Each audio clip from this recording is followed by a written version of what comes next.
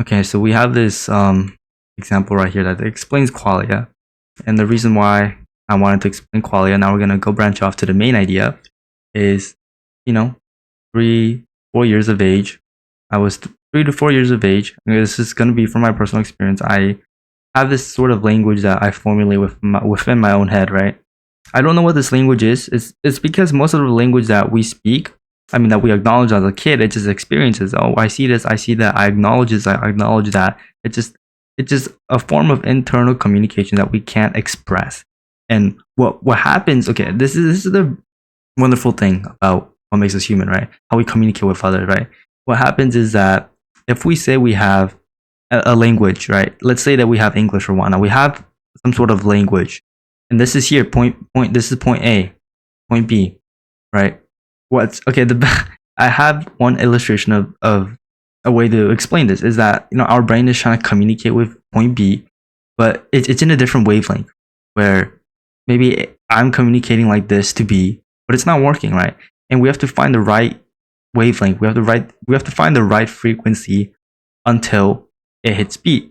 So this is what I mean when basically if you're trying to language itself, right? Communication itself is a way to synchronize our language dances. And when I say synchronize our language dances, I mean synchronize in a way where we're subjectively experiencing whatever they're saying, but we acknowledge it to a point where we can change that subjective attribution into something objective, into something that we can both generally agree on. Same with words. I think every single word, it is true that every single word, even though we know that, oh, this is objectively true, we have some sort of subjective weight towards it. That's why some words are more interpreted differently as others, right? Well, it doesn't matter if it's right or wrong. It's that we create a general consensus on what makes this word right or what makes this word wrong. It's right. So this is really crucial. It's because that we're always synchronizing. We're always doing this transfer process within our objective reality that we mess with. So this is objective in a way. When I talk about objective in this form, I'm talking about objective as in the language itself, the universal language. And universal, when I say universal, I mean English, Spanish, Chinese, Japanese, whatever, French, right? Objective in that form is that we find a general consensus and we formulate a way where we can synchronize our own subjective language dances. And that's what I mean when I try to communicate from point A to point B, right? Another way to explain this is, this is the best form of communication that I could possibly draw. But let's do something else. Let's do a different visualization. Let's say we have a Venn diagram, and this is subjective, and this is objective, right?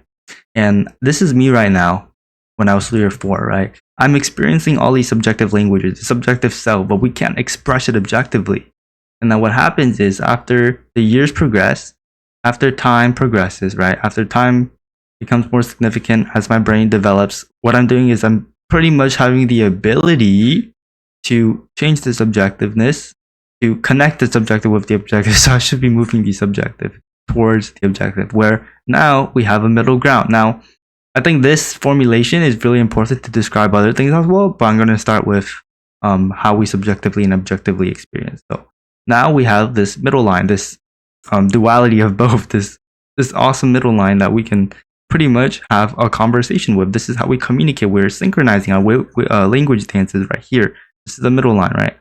And this is the stuff that we can't see. We know it's true. We know, we see it. We know there's a car here. There's not a physical car, but we can imagine that in the objective world, there's a car, there's building, there's a human.